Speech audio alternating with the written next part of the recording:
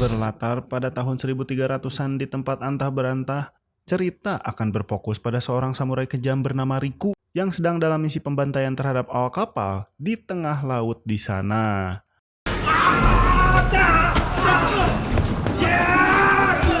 Tak diduga muncul badai hebat yang besar yang mengakibatkan kapal karam dan tenggelam di tengah lautan.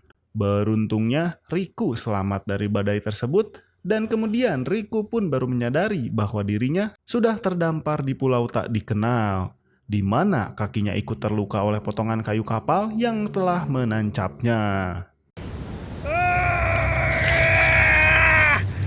Ketika Riku mencari tempat berteduh, ia melihat sosok penampakan mendiang putranya yang tewas dalam pembantaian di masa lalu. Terlarut, Riku pun mengikuti sosok halusinasi itu hingga sampai membawanya ke dalam hutan belantara.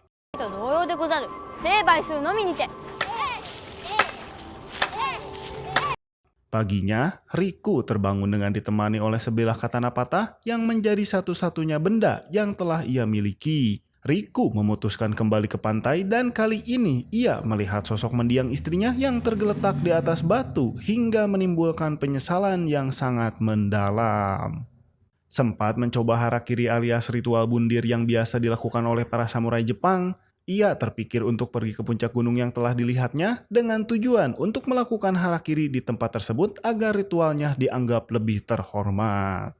Sambil menggendong beberapa kayu untuk membuat tori alias gerbang kayu seperti di film Naruto, Riku pun terpaksa harus berjalan berkilo-kilometer dengan kayu di pundaknya. Dalam perjalanan, ia sempat berhenti di sebuah curug yang tinggi dan memutuskan untuk mandi dan membersihkan diri. Berhari-hari berjalan menuju puncak gunung, selama itu pula lah luka di kakinya tak terasa mulai pulih setelah diobati menggunakan daun babadotan. Singkat cerita, tibalah Riku di puncak gunung dan langsung menancapkan kayu untuk membuat tori.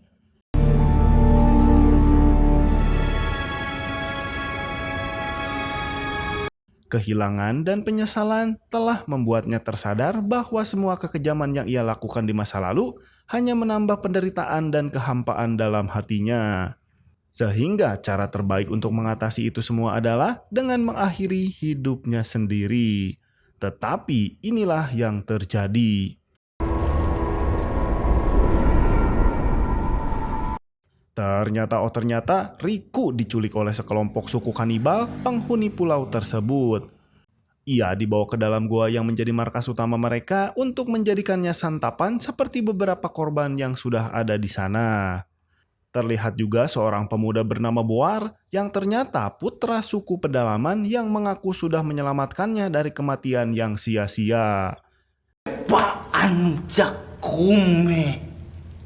Di mana kita juga akan diperkenalkan pada salah satu anggota suku terkuat, yaitu Kang Yayan Ruhian alias si Mad Dog yang dalam hal ini berperan sebagai duk yang dikenal sangat kejam dan suka sekali memakan bagian selangkangan manusia. Tak lama, Riku harus menyaksikan dengan mata kepala sendiri ketika si dukun memotong tubuh pria malang menggunakan katana patah miliknya. Tak hanya sekali dua kali, Riku harus menyaksikan adegan seperti itu berkali-kali karena di tempat tersebut ada beberapa korban lain yang juga bernasib sama seperti dirinya. Sebagai bagian dari persiapan, mereka menjalankan ritual dengan memberikan minuman yang membuat halu agar para calon korban tetap tenang dan dagingnya enak untuk disantap. Riku pun tak luput dari paksaan tersebut, hingga ia mengalami halusinasi melihat kedua anaknya yang telah tiada. Anaknya seolah memintanya untuk terus bertahan hidup dan menghabisi sebanyak-banyaknya suku kanibal tersebut. Melihat perubahan ekspresi wajah Riku yang mencurigakan, dua penjaga segera menghampirinya untuk memastikan keadaannya dan dari sinilah semuanya berubah.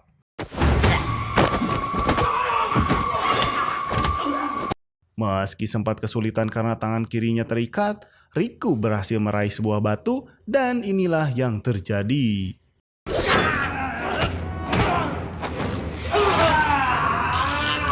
Dengan cerdik, memanfaatkan tali yang mengikat tangannya, Riku berhasil menghabisi penjaga itu juga Dan ketika penjaga pertama mulai sadar dari pingsannya, ia pun diliputi ketakutan saat melihat Riku tengah menghabisi rekannya.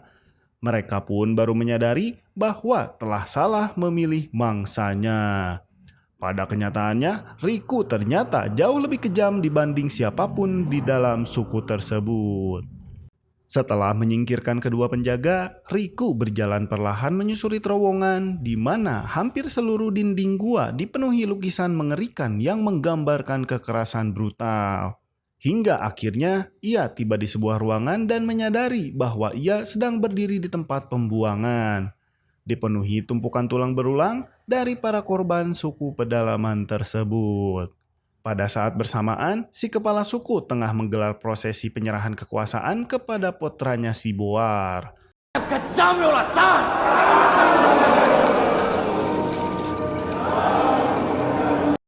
Sebagai simbol perayaan, mereka berniat menyantap seorang pemuda yang sebelumnya ditawan bersama Riku dan semua itu disaksikan Riku dari kejauhan.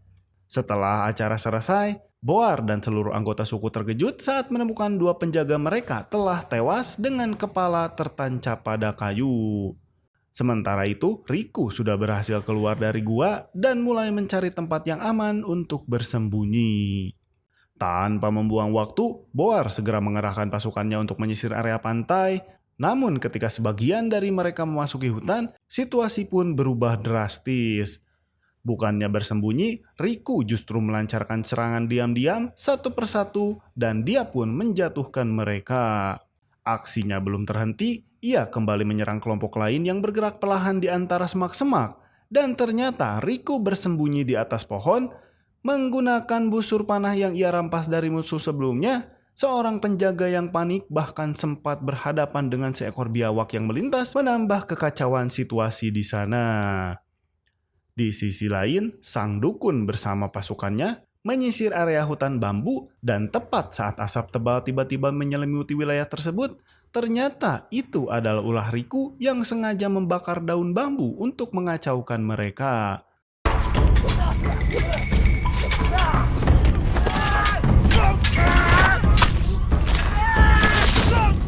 Melihat gaya bertarung Riku yang begitu brutal, sang dukun pun memilih mundur sejenak menunggu momen yang tepat untuk menyerang balik. Ia kemudian kembali menemui kelompok Boar. Tepat ketika teriakan pasukan mereka menggema dari hutan, mereka mulai menyadari bahwa lawan yang dihadapi bukanlah orang biasa. Terutama setelah dia menemukan tulisan misterius yang ditinggalkan Riku di atas batu, sesuatu yang sama sekali tidak mereka mengerti. Dan ya, Riku terlihat sudah berada di pantai dengan katana bergagang warna merah miliknya yang sempat menghilang di antara bebatuan. Riku tampak sudah siap untuk bertarung melawan puluhan pasukan dan itu dilakukannya hanya oleh seorang diri saja.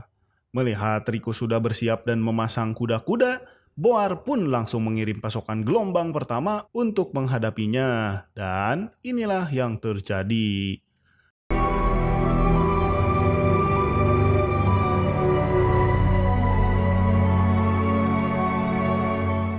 Bergerak bagaikan kilat, pasukan gelombang pertama pun langsung tumbang dengan sangat-sangat mudah. Tanpa menunjukkan rasa takut sedikit pun, Riku justru semakin membrutal menghabisi gelombang yang kedua. Bahkan ia sempat-sempatnya bersiul sambil berjalan dengan santai untuk lebih mengintimidasi mereka semua. Melihat gelombang 1 dan 2 sudah tumbang, Boar yang semakin kesal pun memanggil anak buah terbaiknya yang dikenal punya gerakan lincah dan cepat.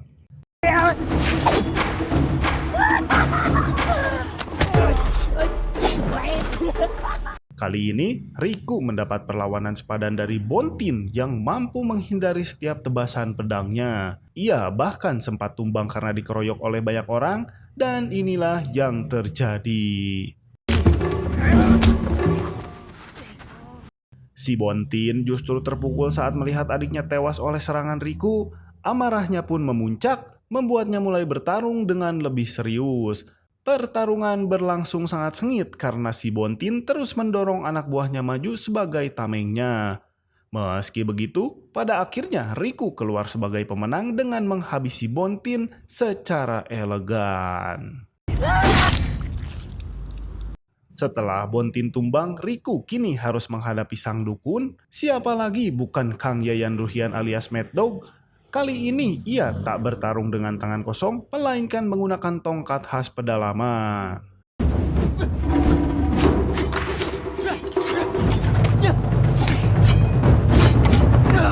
Dirasa pemanasannya sudah usai, si dukun pun mulai gerah dan melepaskan bajunya.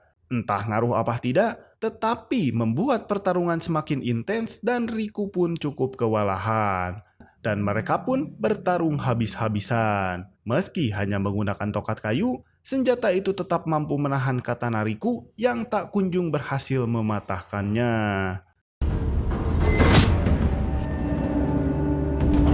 Seperti yang semua kita duga, si Riku tetap menang dan innalillahi, si Mad Dog telah tewas. Riku akhirnya sampai pada lawan terakhirnya, yaitu si Boar. Ia terlihat memegang pedang patah milik Riku. Boar pun melepaskan perlengkapannya agar bisa bergerak lebih cepat dan lincah. Dalam kondisi kelelahan, Riku pastinya kesulitan menghadapi si Boar yang masih bertenaga dan agresif. Ia beberapa kali terjatuh akibat serangan bertubi-tubi, namun meski sempat kehilangan pedangnya, Boar berhasil merebutnya kembali dan melancarkan serangan berputar yang mematikan.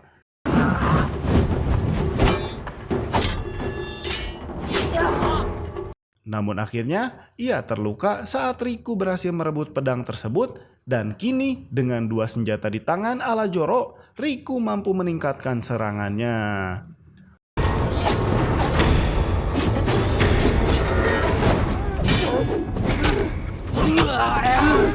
Tapi sayangnya, itu ternyata belumlah cukup.